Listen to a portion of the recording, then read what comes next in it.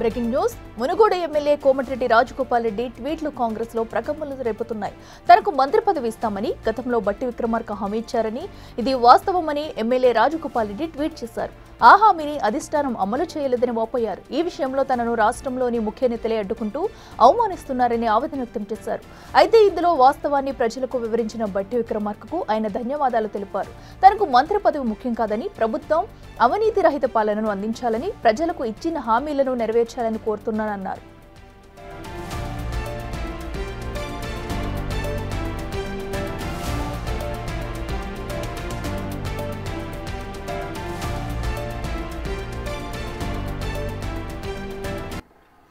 ఇదే అంశానికి సంబంధించి మరింత సమాచారం మా ప్రతినిధి రమేష్ లైవ్ లో అందిస్తారు. రమేష్, చెప్పండి, అటు కోమటిరెడ్డి చేసిన ట్వీట్ అయితే ఎలా చూడాలంటారు? సో ఇది కాంగ్రెస్ పై కూడా ఎలా ప్రభావం చూపించే అవకాశం ఉంది?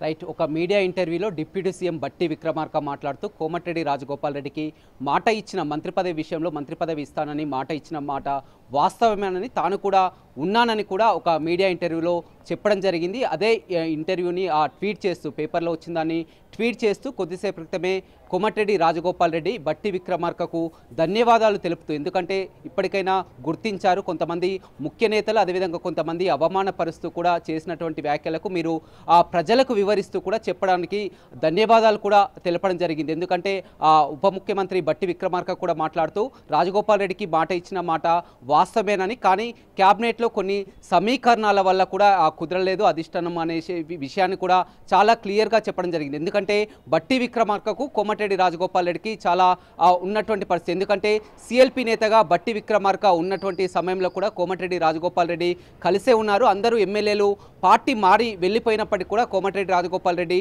బట్టి విక్రమార్క వీరంతా కూడా అసెంబ్లీలో గట్టిగా ఫైట్ చేసిన వారు. ఆ తర్వాత ఆ పరిస్థితుల్లో కూడా కోమటిరెడ్డి రాజగోపాల్ రెడ్డి బీజేపీ పార్టీలోకి వెళ్ళినప్పుడు సిఎల్పి నేతగా ఉన్నటువంటి బట్టి విక్రమార్క పాదయాత్ర చేస్తున్నటువంటి విషయంలో వీరందరూ కూడా మళ్ళీ పార్టీలోకి తిరిగి వస్తే పూర్వవైభవం వస్తుందని కూడా ఖచ్చితంగా ఇనిషియేట్ తీసుకొని కూడా కోమటిరెడ్డి రాజగోపాల్ రెడ్డిని పార్టీలోకి తీసుకురావడంలో కూడా బట్టి విక్రమార్క ముఖ్య పాత్ర పోషించడం జరిగింది. అందులోనే భాగంగా అప్పుడు అధిష్టానం పెద్దలతో చర్చించేటప్పుడు కూడా పార్టీలోకి రావాలి, ఖచ్చితంగా కాంగ్రెస్ పార్టీ అధికారంలోకి వస్తే ఖచ్చితంగా మంత్రి పదవి ఇస్తానని కూడా పెద్దలు అప్పుడు చెప్పడం జరిగింది. ఆ విషయాన్ని గుర్తు చేస్తూ కూడా బట్టి విక్రమార్క మీడియాతో మాట్లాడడం జరిగింది. అదే విషయాన్ని ట్వీట్ చేయడం, ఎందుకంటే కొంతమంది తనను అవమానపరుస్తున్నారు, అగ్రనేతలు అడ్డుకుంటున్నారు, మంత్రి పదవి విషయంలో అడ్డుకొని అవమానపరుస్తున్నటువంటి విషయాన్ని గతంలో ఇచ్చినటువంటి మాటను గుర్తు చేస్తూ ప్రజలకు వివరించినందుకు బట్టి విక్రమార్కకు ధన్యవాదాలు తెలపడం జరిగింది. అదేవిధంగా తనకు మంత్రి పదవి ముఖ్యం కాదు, కాంగ్రెస్ పార్టీ ఇచ్చినటువంటి హామీలన్నీ కూడా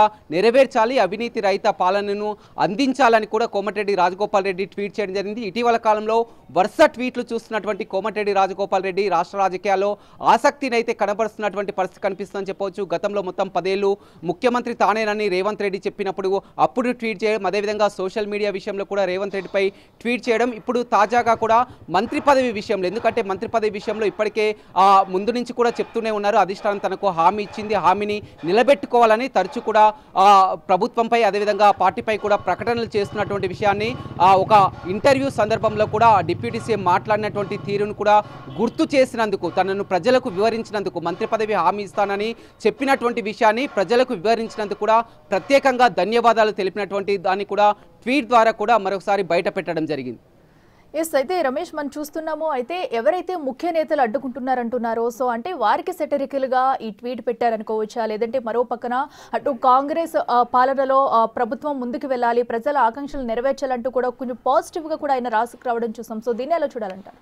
ఖచ్చితంగా, ఎందుకంటే గతం నుంచి కూడా చెప్తున్నారు, అధిష్టానం ఖచ్చితంగా కూడా హామీని నిలబెట్టుకుంటుంది, మాట ఇచ్చింది, అధిష్టానంతో తమకు ఎలాంటి సంబంధం లేదు. కానీ కొంతమంది నల్గొండ జిల్లాకు చెందినటువంటి సీనియర్ నేతల గతంలో కూడా పేర్లు కూడా తీయడం జరిగింది. జానారెడ్డి అప్పుడు రంగారెడ్డి జిల్లాకు మంత్రి పదవి దక్కాలి, అదేవిధంగా నిజామాబాద్, ఎందుకంటే అక్కడ ఉమ్మడి జిల్లాకు ఇప్పటి వరకు మంత్రి పదవి ప్రాధాన్యత లేని జిల్లాలని కూడా గుర్తించి ఉమ్మడి రంగారెడ్డి జిల్లాలకు మంత్రి పదవి ఇవ్వాలని ఒక లెటర్ రాసడం జరిగింది. జానారెడ్డి ఎప్పుడైతే లెటర్ రాయడం జరిగిందో అప్పుడే తన మంత్రి పదవి కూడా మొత్తం కూడా అప్పుడు వచ్చేటటువంటి మంత్రి పదవి కూడా ఆగిపోయిందని గతంలోనే ఆ జానారెడ్డిపై కొంతమంది కాంగ్రెస్ సీనియర్ నేతలపై కూడా కోమటిరెడ్డి రాజగోపాల్ రెడ్డి బహిరంగంగానే విమర్శలు చేసినటువంటి పరిస్థితి కనిపిస్తుంది. ఇప్పుడు కూడా అధిష్టానం విషయంలో కానీ సీఎం విషయంలో కానీ ఎక్కడ అతను చెప్పలేదు. ఖచ్చితంగా అధిష్టానం కానీ హైకమాండ్ చాలా వరకు ఇచ్చినటువంటి హామీని నిలబెట్టుకుంటుంది. కానీ కొంతమంది అగ్రనేతలు అడ్డుపడుతున్నారని గతంలో చెప్పడం జరిగింది. ఇప్పుడు ఈ ట్వీట్ ద్వారా కూడా చాలా క్లియర్గా తెలుస్తుంది. ఎందుకంటే బట్టి విక్రమార్కే దానికి సాక్ష్యం అని చెప్పవచ్చు. ఎందుకంటే బట్టి విక్రమార్కకి అదేవిధంగా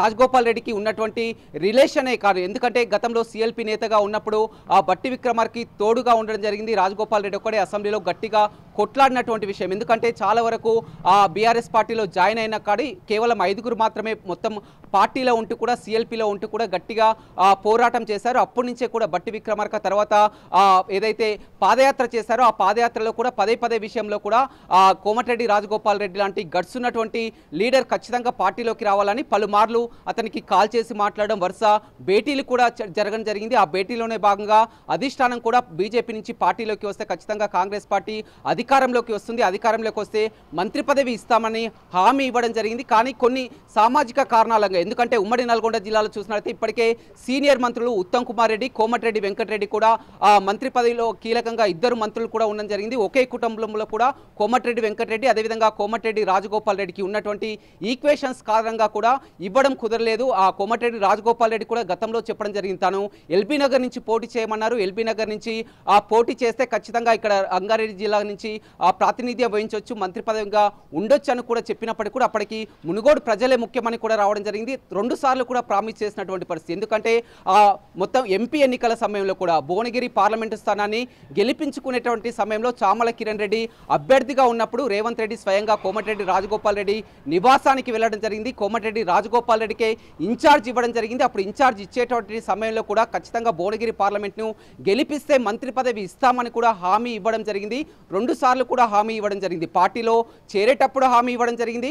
అదేవిధంగా భువనగిరి పార్లమెంటు స్థానాన్ని గెలిపిస్తే కూడా ఖచ్చితంగా మంత్రి పదవి ఇస్తామని 2 సార్లు కూడా ఈ విధంగా హామీ ఇవ్వడం జరిగింది. కానీ హామీని నిలబెట్టుకోలేదు. ఇప్పుడు ఉన్నటువంటి ప్రతిపక్ష పార్టీలు గతంలో కూడా మనం అసెంబ్లీలో కూడా చూడడం జరిగింది. చాలా వరకు కేటీఆర్ కానీ హరీష్ రావు కానీ బీఆర్ఎస్ నేతలు చాలా వరకు మొత్తం కూడా ఒక విధంగా ఇన్సల్ట్ చేసే విధంగా కూడా కాబోయే మంత్రి, హోంమంత్రి అంటూ కూడా బయట రకరకాల అసెంబ్లీలోనే లాబింగ్లోనే చాలా వరకు మాట్లాడినటువంటి వ్యాఖ్యలు ఇప్పుడు ఎక్కడికి వెళ్ళినా కానీ మంత్రి అంటూ కూడా చాలా వరకు ఇన్సల్ట్గా ఫీల్ అవుతున్నటువంటి, అవమానంగా ఫీల్ అవుతున్నటువంటి కోమటిరెడ్డి రాజగోపాల్ రెడ్డి ఈ విధంగా అవమానాన్ని ఫీల్ కాకుండా కూడా ప్రజలకు వివరించినటువంటి డిప్యూటీ సీఎం బట్టి విక్రమార్కకు ప్రత్యేక ధన్యవాదాలని ట్వీట్ ద్వారా చాలా క్లియర్గా కూడా చెప్పడం జరిగింది. ఏదేమైనప్పటికీ కూడా కోమటిరెడ్డి రాజగోపాల్ రెడ్డి ట్వీట్లు అనేది కూడా రాష్ట్ర వ్యాప్తంగా రాజకీయాల్లో ఆసక్తిని అయితే కనబరుస్తున్నాయి.